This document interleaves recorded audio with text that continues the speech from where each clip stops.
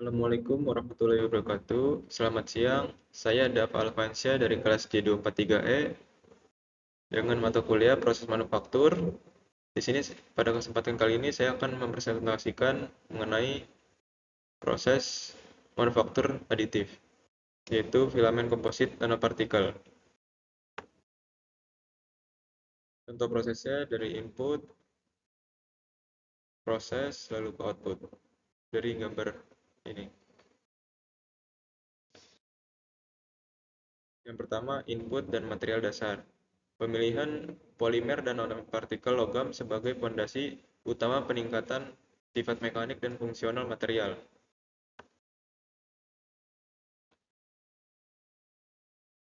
Lalu bahan baku dan fungsi nanopartikel. Pertama, polimer utama. Ada PLA, ABS, dan lain-lain. Yang kedua, nanopartikel logam. Ada silver, copper sebagai aditif fungsional dan peningkatan sifat antibakteri, kekuatan mekanik, tahan panas, dan konduktivitas. Lalu proses ekstrusi filamen, cara kerja sistemnya dari filamen pada gambar ini. Yang pertama, campuran masuk ke hopper menuju screw, lalu pemanasan all heater hingga material meleleh, lalu material didorong menuju die untuk pembentukan, lalu terjadi output filamen diameter 1,75 mm atau 2,8 mm. Filamen digunung pada spool untuk kemudahan penyimpanan dan instalasi.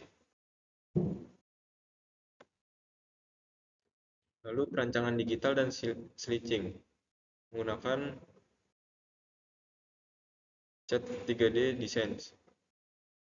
Produk dirancang menggunakan software profesional seperti SolidWorks, AutoCAD, dan Fusion 360. Switching software yaitu file STL diproses menjadi instruksi mesin G-code melalui software seperti Prusa Slicer.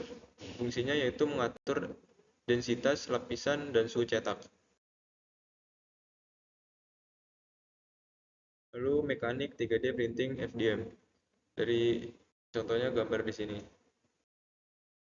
Deposisi lapis demi lapis.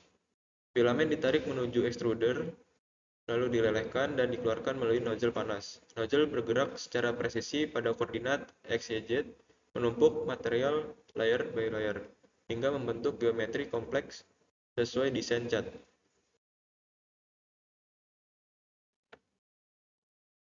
Outputnya produk alat kesehatan, yaitu prostetik dan ortotetik. Higienitas terjamin, berkat nanopartikel antibakteri, produk akhir menjadi lebih aman untuk kulit dan pemakaiannya jangka panjang.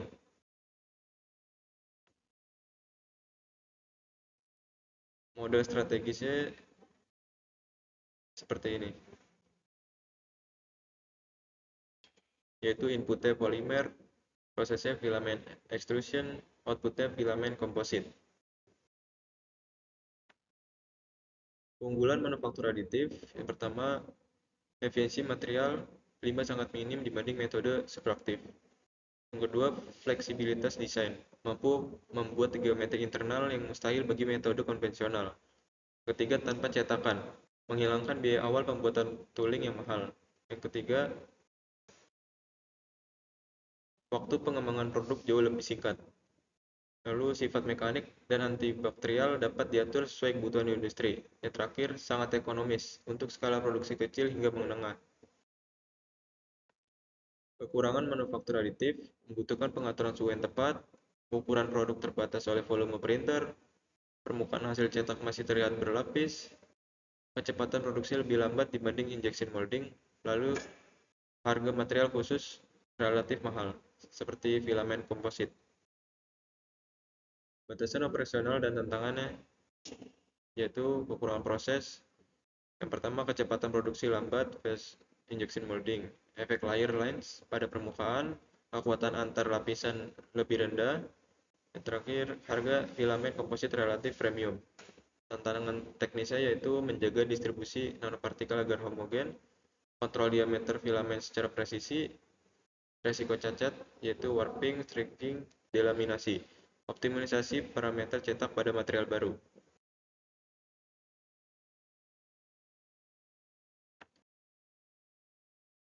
Implementasi industri, itu contohnya di industri otomotif dan aero, alat bantu perakitan di lantai pabrik, di bagian pesawat, bracket ringan dan saluran udara pesawat, checking fixture dan tempat inspeksi.